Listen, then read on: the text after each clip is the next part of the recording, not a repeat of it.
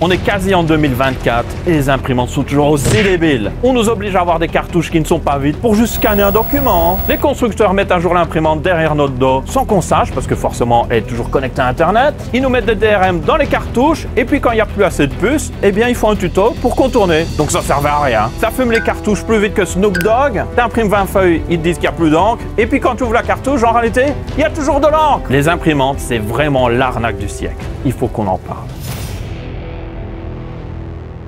Le monde se numérise de plus en plus, et c'est bien, mais on a toujours besoin d'une imprimante pour imprimer cette petite feuille. L'étiquette de retour pour un colis, un petit coloriage pour le petit Matisse, un petit sudoku pour grand-mère, ou je sais pas moi, un ticket pour aller voir Soul King en backstage par exemple. Hein Gauthier, je sais pourquoi t'es pas là, je sais pourquoi je fais la vidéo tout seul.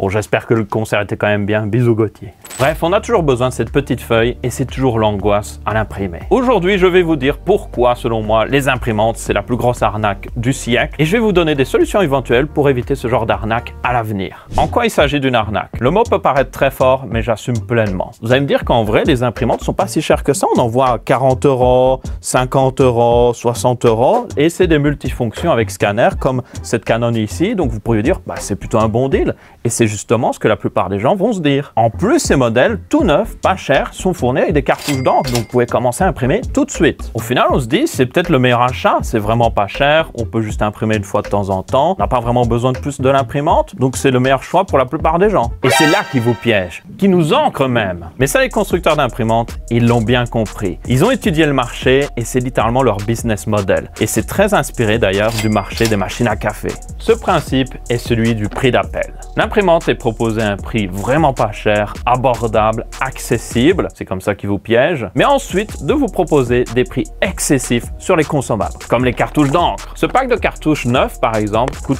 43,50 €. Et de toute façon, vous devez prendre le pack parce que quand il vous manque une des couleurs, vous devez remplacer toutes les autres cartouches. Mais 43,50 €, c'est littéralement le prix de cette imprimante neuve fournie avec les cartouches. Donc ça veut dire qu'elle coûte 6 € à fabriquer l'imprimante ou quoi? Ou bien alors ça veut dire qu'ils acceptent de perdre de l'argent sur l'imprimante pour en gagner sur le long terme. Et c'est ça le prix d'appel. Vous l'avez compris, l'arnaque, elle se situe dans la cartouche. Mais comment ça fonctionne? Tout se joue à ce niveau-là. La petite puce. Cette puce, c'est un DRM ou verrou numérique. Et ça permet au constructeur de vérifier que vous avez bien mis une cartouche officielle. Chaque constructeur a son propre système de verrou. Par exemple ici, Canon, c'est totalement différent de HP. Et c'est là vraiment le premier problème. Les cartouches ne sont pas du tout standardisées. D'ailleurs, celle-là, vous avez toutes les couleurs en une seule. L'intérêt pour les constructeurs, c'est d'éliminer totalement le marché des cartouches tierces. Ça leur permet également de contrôler le prix et de vous assurer que vous ne pourrez que acheter des cartouches chez eux. Donc plus de moulasse. Mais le pire, c'est HP qui a mis à jour ses imprimantes sans avertir ses utilisateurs pour bloquer des cartouches tierces comme celle-ci. Et c'est le cas de cette imprimante qui ne prend plus les cartouches tierces. Pire encore, certaines de ces imprimantes qui étaient forcées à jour ont été briquées à cause du fait qu'elles utilisaient des cartouches tierces. Rien à faire pour fixer le problème, elles sont bonnes pour la casse. Il y en a qui ont essayé de mettre à jour le software pour retourner à une ancienne version, ça ne marche pas. Toujours HP, parce qu'on n'a pas fini avec eux, ces petits rigolos ont mis à jour certaines imprimantes pour totalement bloquer le scanner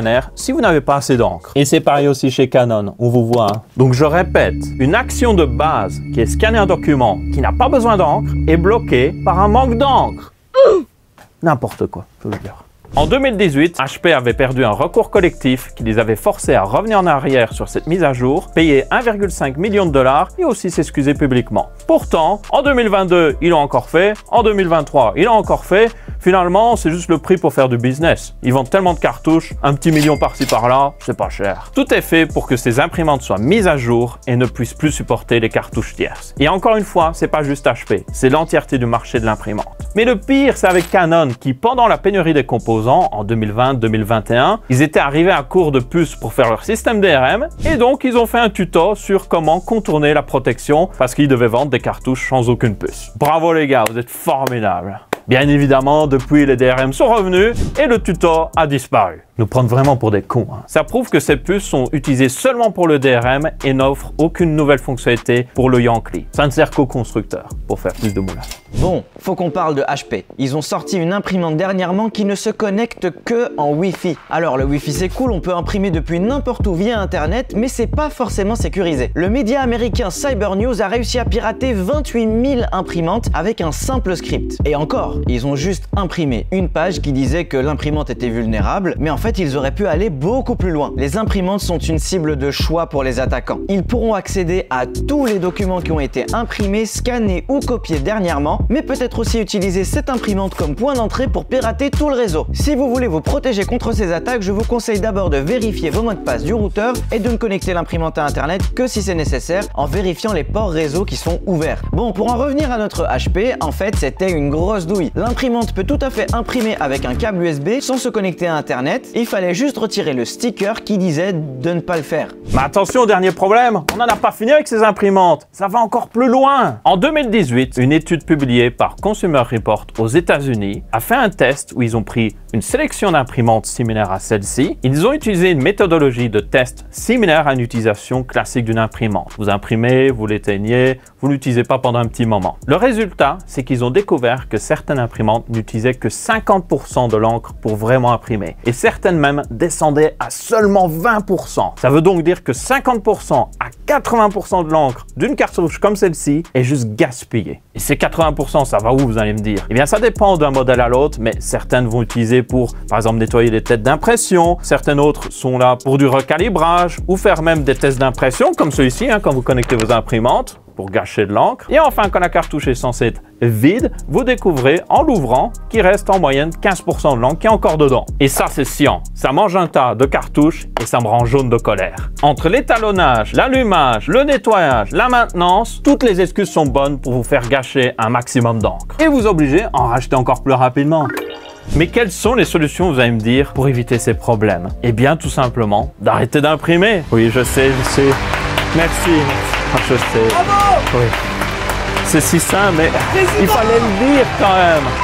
Non, plus sérieusement, la première solution, ce serait de tout simplement acheter une meilleure imprimante qui ne tombe pas dans ce piège et qui utilise un vrai réservoir d'encre. Littéralement, il n'y a plus de cartouches, vous achetez une bouteille d'encre et vous remplissez vous-même les réservoirs qui sont d'ailleurs dissociés par couleur, donc plus besoin d'acheter la couleur que vous n'avez pas besoin et plus besoin d'aller chercher de l'encre chez le constructeur, vous pouvez mettre n'importe quel type d'encre. Et en plus, c'est écologique parce que plus de cartouches qui ne servent à rien, on n'utilise même plus de puces, c'est bien mieux pour la planète et votre portefeuille. Dernière solution, c'est la voie politique. Tout comme l'Union européenne a forcé Apple à mettre un port USB Type C sur l'iPhone, eh bien l'Union européenne devrait forcer les constructeurs d'imprimantes à peut-être faire des systèmes qui sont universels et qui ne sont pas surtout propriétaires. Ça permettra encore une fois de réduire les déchets et notre empreinte écologique. Ça faciliterait le fait d'acheter des cartouches aussi. Et évidemment, si tout le monde peut faire des cartouches, ça baisserait les prix de celles-ci et ça éviterait les situations où vous avez une imprimante qui coûte moins cher qu'un pack de cartouches. Dites-nous si vous trouvez cette situation aberrante, surtout à quel point aucune solution n'a été trouvée jusqu'à maintenant au niveau de l'Union européenne, selon moi. Mettez ça en commentaire et tant que vous êtes en bas, vous pouvez laisser un petit pouce bleu,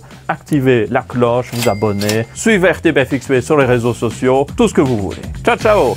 J'arrive pas à croire que Gauthier m'ait pas invité en backstage pour Soul King quand même. Quel enfoiré!